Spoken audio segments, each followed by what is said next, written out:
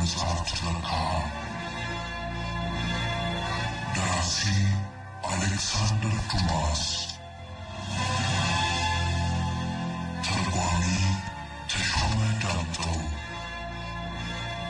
አሳታሚ አበጀ ጎሹ ተራኪዎች ሽመልስ አበራ ጆሮና መዓዛ ጎናፍር እፎይታ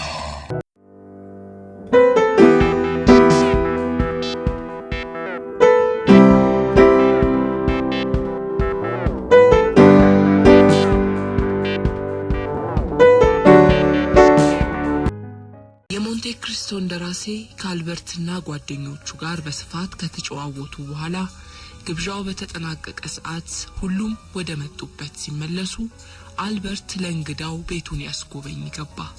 አባቱን ሞርሴፍን እናቱን ሜርሴዲስን ማስተዋወቃቸው። ሜርሴዲስ እንደራሴውን እንዳየች ያመማት እስክትመስል ድረስ ክፉኛ ተረብሻለች። የረዘመ ትካዜና ጥርጣሬ ውስጥም ገብታለች። በትክክል ሳትገምት የቀረች አትመስልም። ማንበባችንን እንቀጥል።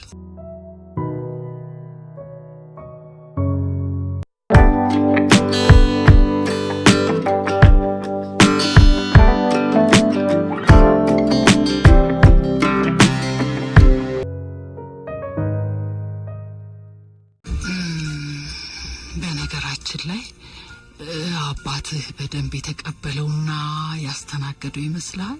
እንደው መቼም በጣም ስራ ስለሚበዛበትና አንዳንዴም የሚጨነቀው እንደው ለራሱ ጉዳይ ብቻ በመሆኑ ወንዱ ምናልባት ሳይታወቀው አባባ በአግባቡ ነው የተቀበለው አለ አልበርት ነጠቅ አድርጎ።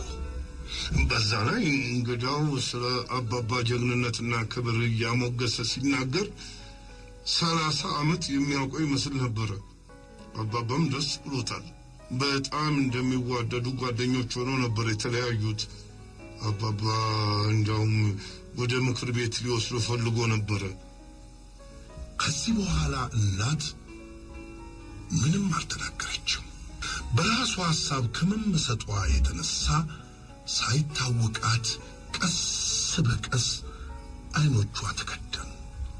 አልበርት ቆንጆና ወጣት እናቶቻቸውን በፍቅር አይን እንደሚያዩት ልጆች በአትኩሮት አስተዋላት። ከዚያም እንቅልፍ እንደ ጣላት ገምቶ እንዳይቀሰቅሳት በእግሩ ጣቶች እየተራመደ ከክፍሉ ወጣና በሩን ዘጋው። ሜርሴዲስ ከረጅም ጊዜ በኋላ ነበር ከተዋጠችበት ሰመመን የባነነችው። ከሮም መልስ ልጇ እንደራሴው ስለ ብቀላ አንስቶ አጫወተኝ ያላት ቃላት ትዝ ብሏት ደጋግማ ማተበች። ለአይን አይን፣ ለጥርስ ጥርስ።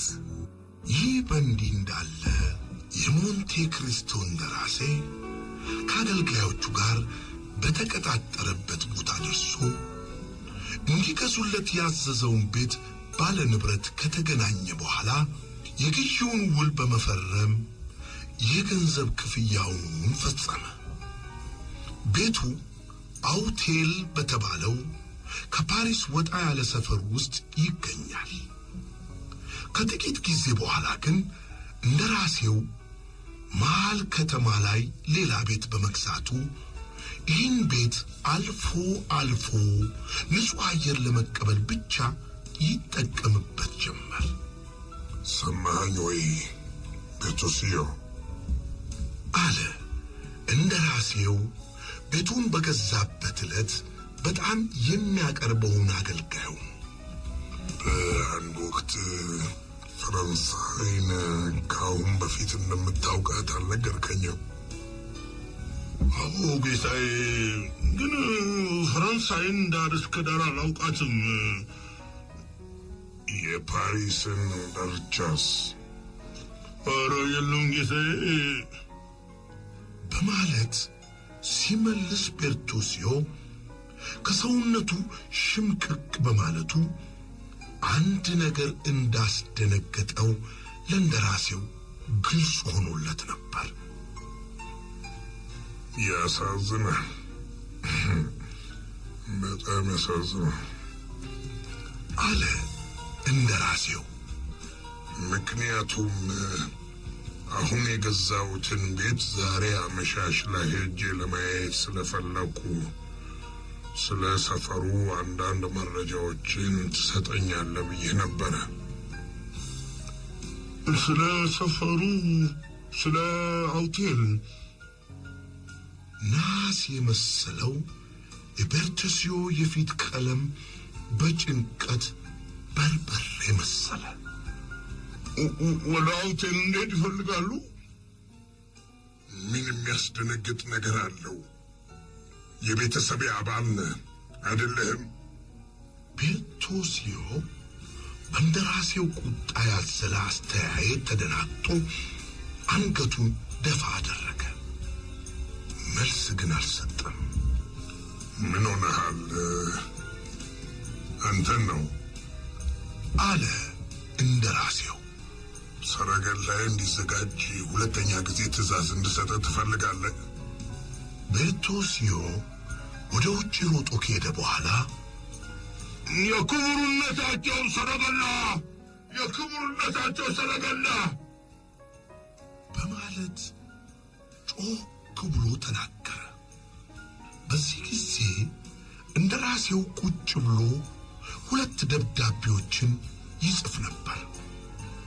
ሁለተኛውን ደብዳቤ በማሸግ ላይ እንዳለ ቤርቱሲዮ ተመልሶ በመምጣት ሰረገላው ተዘጋጅቷል ጌታዬ አለ። መልካም፣ ባርኔጣህንና ጓንትን አዘጋጅ። እኔም ከእርሶ ጋር ልሄድ ነው ጌታዬ? አዎ፣ መኖሪያዬን በዚያ ቤት ለማድረግ ስለፈለኩ አንዳንድ ነገሮች እንድትሰራ አሳይሃለሁ። ቤርቱሲዮ ያላንዳች ተቃውሞ እንደራሴውን ቢከተልም እንደራሴው ግን ቤርቱሲዮ ሲያማትብና እንዲያውም ሰረገላው ላይ በተቀመጠበት ወቅት ጸሎት ቢጤ ሲያደርስ ሳያስተውሎ አልቀረም። አውቴል በተባለው ሰፈር እንደደረሱ ከቤርቱሲዮ ግንባር ላይ ላብ ይንቆረቆር ጀመር። እንደራሴው ሁሉንም ነገር በጥሞና ይከታተላል። ፀሐይ ጠልቃ ላይን ያዝ ማድረግ ጀምሯል። አንኳኳና መምጣቴን ንገር አለ እንደራሴው። ቤርቱሲዮ እንዳንኳኳ በሩ ተከፍቶ አንድ የቤት ሰራተኛ ብቅ አለ።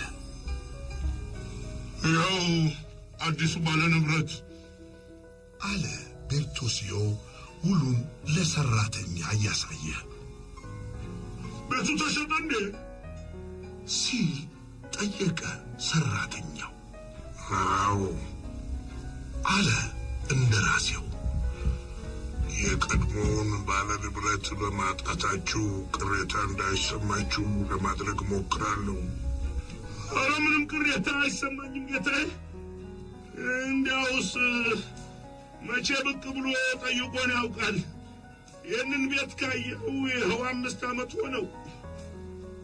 ስሙ ማን ነበር ሲል ጠየቀ እንደራሴው። ሰራተኛው የሰውየውን ስም ተናገረ። ይህንን ስም ቀደም ብዬ የማውቀው ይመስለኛል ካለ በኋላ እንደራሴው የሰውየው ማንነት በሚመረምር አይነት ሐሳብ ተውጦ ቆየ። የልውስ 16ኛ ደጋፊ የነበረ ሽማግሌ ሲሆን ልጁም አንድ ጥንት የማርሴል በኋላም የቫርሳይል አቃቢ ሆኖ ያገለገለ ቬርቮርት የተባለ ሰው አግብታለች አለ ሰራተኛው። በዚህ ወቅት እንደራሴው ቤርቱሲዮን በጨረፍታ ሲመለከተው ከመውደቅ እንዲከላከለው እንደተደገፈው ግድግዳ ደርቆ መቅረቱን አስተዋለ። ታዲያ ያቺ ቤልቦርትን ያገባች ልጅ ሞታ የለም እንዴ ሲል ጠየቀ እንደራሴው። ናው ጌታዬ፣ ከሞተች ብዙ ዓመታት አልፈዋል። በዚያ ጊዜ ጀምሮ አባቷ ወደዚህ ቤት ከ3 ጊዜ በላይ አልመጡም። አመሰግናለሁ ካለ በኋላ እንደራሴው ለቤቱ ሰራተኛ 2 የወርቅ ሳንቲሞች ሲሰጠው ሰራተኛው ማመን አቅቶት ፈዞ ቀረ። እስኪ ከሰረገላው መብራት ብጤ አምጣና በደንብ እንጎብኘው ቤርቶሲዮ በማለት እንደራሴው ሲናገር የቤርቶሲዮ የሚንቀጠቀጡ እጆች ምን ያህል እንደተደናገጠ ያመላክቱ ነበር። የመጀመሪያውን ፎቅ ከጎበኙ በኋላ ወደ ሁለተኛው ወጡ። በሁለተኛው ፎቅ ላይ ከሚገኙት የመኝታ ክፍሎች በአንዱ ወደ ታች የሚያስወርድ ደረጃ መኖሩን እንደራሴው አስተዋለ። እዚህ አንድ የግል ደረጃ ይታያል፣ ይኸውልህ አለ። እስኪ አብራልኝ ቤርቶሲዮ፣ ወዴት እንደሚወስድ እንመልከት። ወደ ጓሮ ነው የሚወስደው ጌታዬ አለ ቤርቶሲዮ ሳይታወቀው። እንዴት አወቅ? ምናልባት ወደዛ ሳይወስድ አይቀርም ለማለት ፈልጌ ነው ጌታዬ። በል እስኪ እንይ። ቤርቶሲዮ ደረቅ ፈገግታ እያሳየ መንገዱን ይመራ ጀመር። በርግጥም ደረጃውን ወርደው እንደጨረሱ ወደ ጓሮ ደረሱ።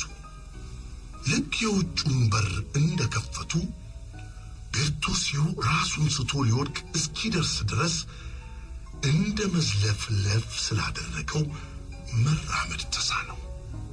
ደህናም አይደለህም እንዴ አለ እንደራሴው።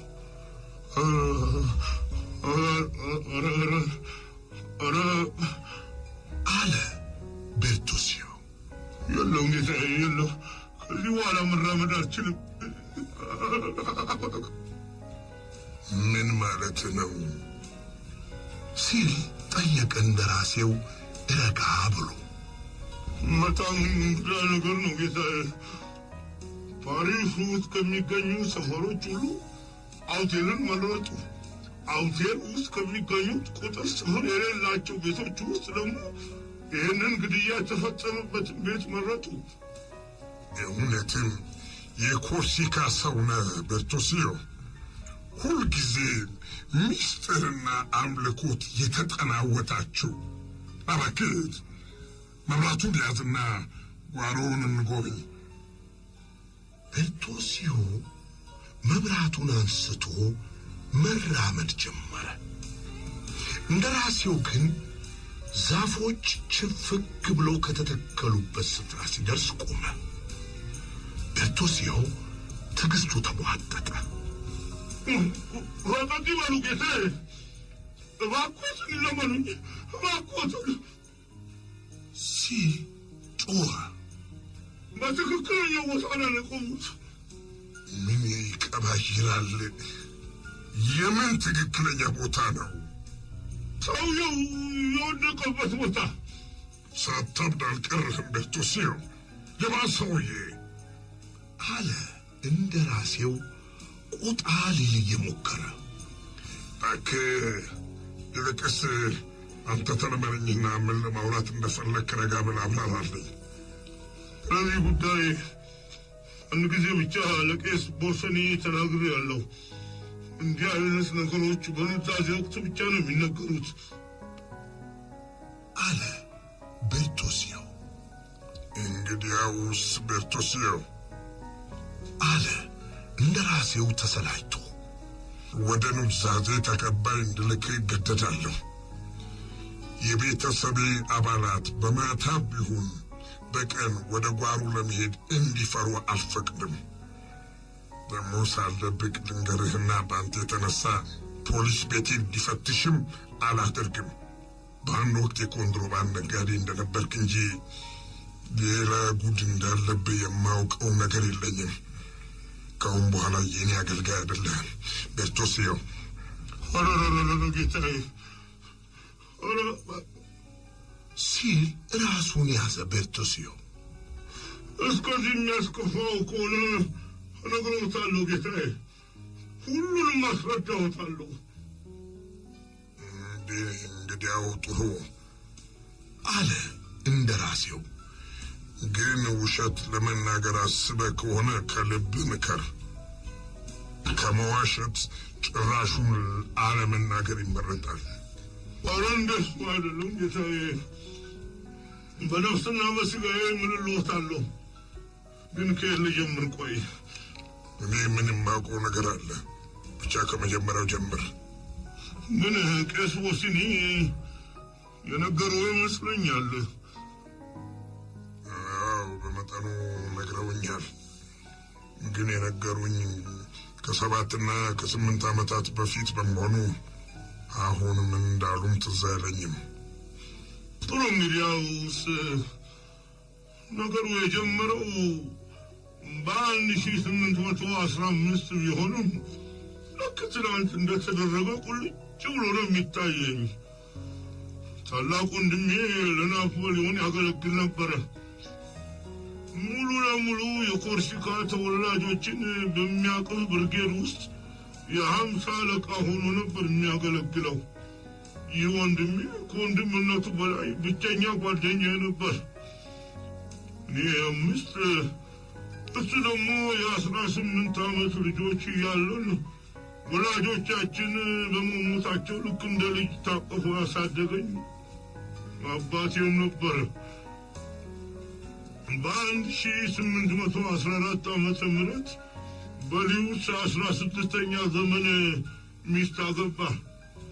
ናፖሊዮን ከኤልባ ደሴት ተመልሶ ሲመጣ ወንድሜ እንደገና ወደ ውትድርና ተመለሰ። አንድ ቀን እሱ የጻፈው ደብዳቤ ለእኔና ለባለቤቱ ደረሰን።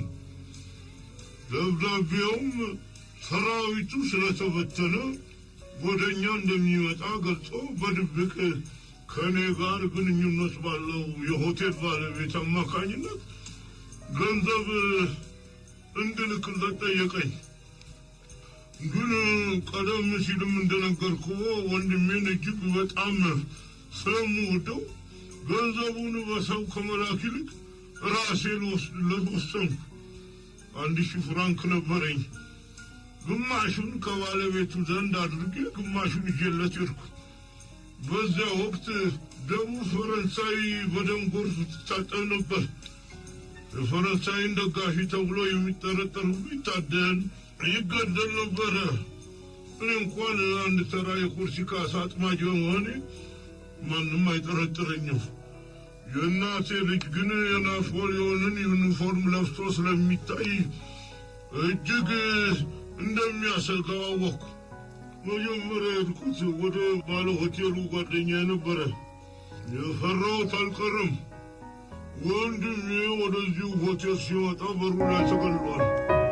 ሐዘኔ ከበደ፣ መራራ ነበር። ገዳዩን ለማወቅ በሚቻለኝ ሁሉ ጣርኩ። ይሁን እንጂ ሁሉም ለራሱ ሕይወት ይሰጋ ስለነበር የገዳዩን ስም ለመናገር የሚደፍር ጠፋ። ከዚያም ቬልቮርት የተባለውን አቃቢ ሕግ ለማነጋገር ሄድኩ። ቬልቮርት ከማርሴል በእድገት መዛወሩ ነበረ። ናፖሊዮን ከኤልባ ደሴት በመመለስ ላይ መሆኑን በሊዩስ 16ኛ በማስታወቅ የመጀመሪያው ሰው ነው እንደየተባለ ይወራለታል። ቬልቮርት ቢሮ ገባሁ። ትላንት ወንድሜ ተገሎ ደረስኩ ጌታዬ። ገዳዩ ማን እንደሆነ ለማወቅ አልቻልኩም። ይህንን ማጣራት የእርሶ ተግባር ነው አልኩት። ወንድምህ ምንድን ነበረ በማለት ቬልቮርት ጠየቀኝ። የኮርሲካ የብርጌድ 50 አለቃ። የአምባገነኑ ጦር ወታደር? አለኝ መስጨት ብሎ በሾርኒ እየተመለከተ። የፈረንሳይ ጦር ወታደር ቢባል አይቀልም ጌታዬ አልኩት። ወዳጄ ማንኛውም ንቅናቄ ከልማቱ ጋር መጠነኛ ጥፋት ማስከተሉ የታመነ ነው።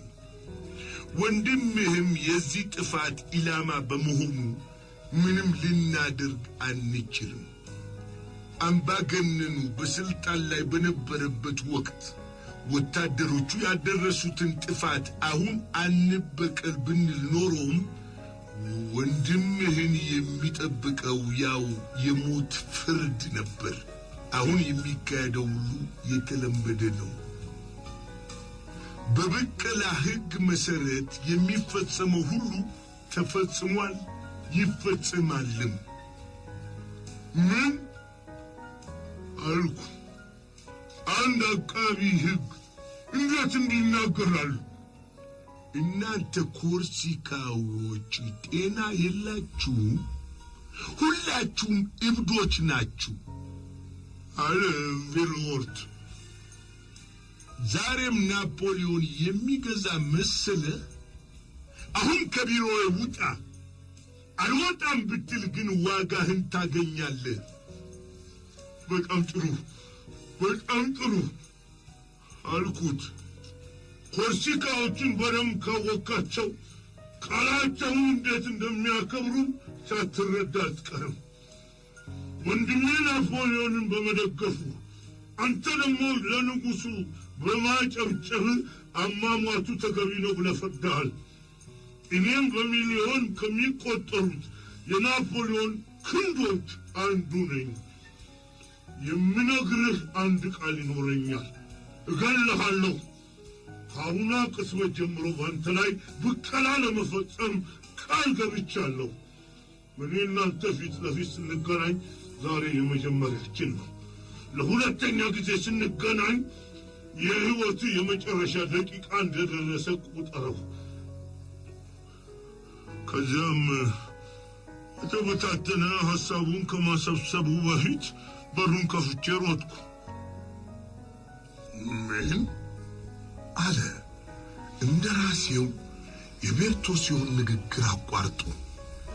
አንድን አቃቢ ሕግ እንዲህ አይነት ቃል ተናገርከው? ብቀላ የሚሉትን ቃላት አሰማው? በደንብ ነዋ። ያውም ከዚያ ጊዜ በኋላ ቬልዎርት ብቻውን መውጣት አቆመ። እኔንም ፖሊስ ይከታተለኝ ጀመር። እንዲያውም በእኔ ምክንያት ነው ቬልዎርት ከቫርሳይል የተዛወረው። ሆኖም ጌታዬ እንደሚያውቁት ለብቀላ የተዘጋጀን ኮርሲካ ርቀት ያግደውምና ልክ ወደ ፓሪስ ሲያመራ ከሰረገላው የግማሽ ሰዓት ርቀት ላይ እከተለው ነበረ። ዋናው ነገር እሱን መግደል አልነበረም። ለመግደል በደርዘን የሚቆጠሩ አጋጣሚዎች ላይ አግኝቼዋለሁ። የወንድሜን ሚስት መንከባከብና መደገፍ ስለነበረብኝ ሳልያዝና ሳልታሰር ለመግደል ነበረ የማደባው። ለ3 ወራት ያህል አጥብቄ አደንኩት። በመጨረሻም አውቴል እንደሚመጣና ወደዚህ ቤት የሚጥር ጉዞ እንደሚያደርግ ተረዳሁ። የሚገባውም ፈረሱን ወይንም ሰረገላውን ሆቴል ግቢ ውስጥ በመተው በጓሮ በኩል ባለችው ጠባብ በር ነበረ። ቫርሳይልን ለቅቄ ወደ ፓሪስ መጣሁ። ሆቴል ሰፈርንም አዘወትር ጀመር። ወዲያውኑ ይሄ ቤት የአማቱ መሆኑን ለማወቅ በቃው። አማቱ የሚኖሩት ማርሴል ስለነበር ይህንን ቤት ለአንዲት የሙት ሚስት አከራዩት ተውት ኖሯል። አንድ ምሽት ወደ ጓሮ ተጠግቼ ሳዳምጥ አንዲት ቆንጆ ወጣት ሴት ወደ አትክልቱ ስትወጣ ተመለከትኩ። የደረሰች ነፍሰ ጡር ነበረች። ከጥቂት ደቂቃዎች በኋላ ትንሿ የጓሮ በር ተከፍታ ሰው ገባ። ወጣቷ ነፍሰ ጡር ወደ ሰውየው ሮጣ በናፍቆት አይነት ከተቃቀፉ በኋላ አብረው ወደ ቤት ገቡ። ሰውየው ሜልቮርት መሆኑን ስለተገነዘብኩ ተመልሶ ከቤት ሲወጣ በጓሮ በኩል ብቻውን ሊያልፍ እንደሚችል ተጠራጠርኩ። በዚያ ጊዜ በዛ ሌሊት ልገድለው በቻልኩ ነበር። ይሁን እንጂ ጓሮውን በደንብ ስላላጠናሁት ላመልጥ ስፈልግ ቢጮህ ስደናበር ይያዛል የሚል ስጋት ስለነበረኝ ተውኩት። ከ3 ቀናት በኋላ ከምሽቱ 1 ሰዓት አካባቢ አንድ ሰራተኛ ከቤት ወጥቶ በፈረስ እየሸመጠጠ በመጋለብ ሲሄድ አየሁት። ከ3 ሰዓት ቆይታ በኋላ ይኸው ፈረሰኛ ተመልሶ መጣ። መልእክት ሳያደርስ አልቀረም። በ10 ደቂቃ ውስጥ ሜልቮርት እንደተለመደው በጠባቧ በር ሾልኮ ገባ። ጩኸን ወጥቼ አጥሩን ዘልዬ በመግባት ግድግዳው ላይ ተለጠፍኩና ሜልቮርት እስኪወጣ እጠባበቅ ጀመር። ከ2 ሰዓታት በኋላ በሩ ተከፍቶ ሜልቮርት ወጣ። በካፖርቱ ውስጥ አንድ ነገር ታቅፎ ነበረ።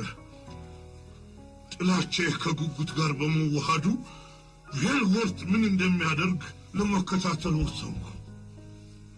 ከአፍታ በኋላ ከካፖርቱ ውስጥ የተሸሸገውን አነስተኛ ሳጥን አውጥቶ ከአንድ የተቆፈረ ጉድጓድ ውስጥ ከከተተው በኋላ አፈሩን መመለስ ጀመረ።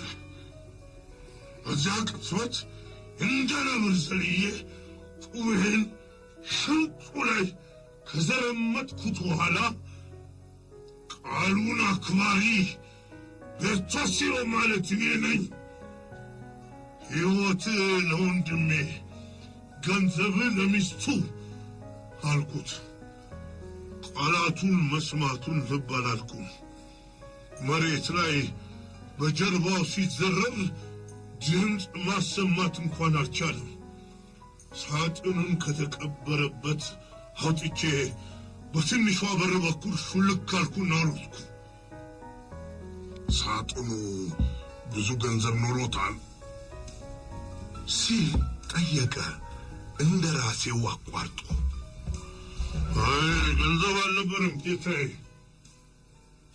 አለ ቤርቶሲዮ። ወንዝ ድረስ ሮጬ ተቀመጥኩና ሳጥኑን ከፈትኩ። ውስጡ የነበረው ግን እስኪሞት ድረስ ታፍኖ በመቆየቱ ፊቱ የገረጣ አዲስ የተወለደ ሕፃን ነበረ።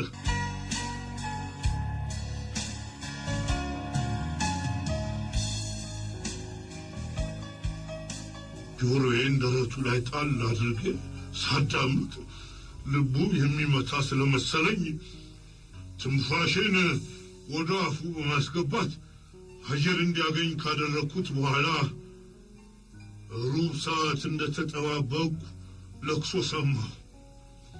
እኔም ከደስታዬ ብዛት አለቀስኩ። አምላኬ አላዘነብኝም፣ አዎ አላዘነብኝም አልኩ ለራሴ።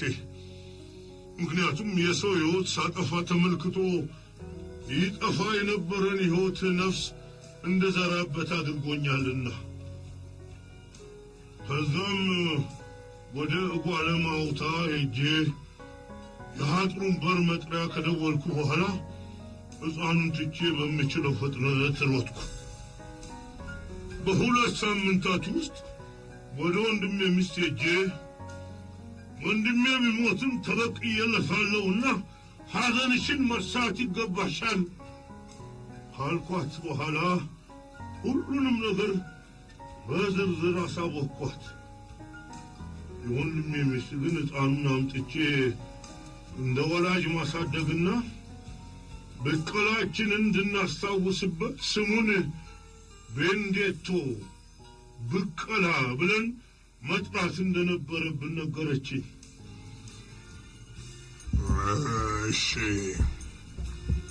ኑዛዜ ተቀባይ እንዲመጣል ጠይቀህ ቄስ በሰኔ እስር ቤት ውስጥ ቀርበው ሊያነጋግሩ የበቁት በምን ወንጀል ብትከሰስ ነው? ሲል ጠየቀ እንደራሴው ቀበል አድርጎ። ቤርቱሲዮ ትረካውን ቀጠለ። እንዲህ ነው። በከፊል ለራሴ ደረሰብኝ ችግር በትውስታ የመጣ እንዳይረብሸኝ፣ በከፊልም የወንድሜ ሚስት ለመደገፍ ከመቼውም በበለጠ ትጋት የኮንትሮባንድ ንግዱን ተያዝኩት። ሸቀጦቻችንን የምንደብቅባቸው አያሌ ስፍራዎች ነበሩን። አንድ ቀን ወደ ወንድሜ ሚስት ቤት ሲሄድ አንድ ሕፃን አልጋ ከነጣኑ አየሁ። የወንድሜ ሚስት እኔ በሌለሁበት ወደ ፓሪስ ሄዳ ምን እንዴት ሆና አምጥታው ኖሯል። ያንን ረዳት የለሽ ምስኪን ስመለከት ደስታና ሐዘን በተቀላቀሉበት እንባ ተጠመቅኩ። በጣም ቸር ሴት ስለሆንሽ የልቦናሽን አይንሳሽ አልኳት። የወንድሜ ሚስት ወይኔ ያ ልጅ ግን እኔን ለማበሳጨት የተላከብኝ ጉማን ጉግ ኖሯል። የወንድሜ ሚስት እንደ አንድ የመስፍን ልጅ ትንከባከበው ስለነበር የአስተዳደግ በደል እንዳልደረሰበት እርግጠኛ ነኝ። እንዴቶ ግን ከልጅነቱ ጀምሮ ጤናማ ሰው አለመሆኑን ያስታውቅ ነበር። ገና የ11 ዓመት ታዳጊ እያለ የ18ና የ20 ዓመት ባለጌ ወጣቶች ከፈጠሩት ለፖሊስ ያስቸገረ የጎረምሳ ቡድን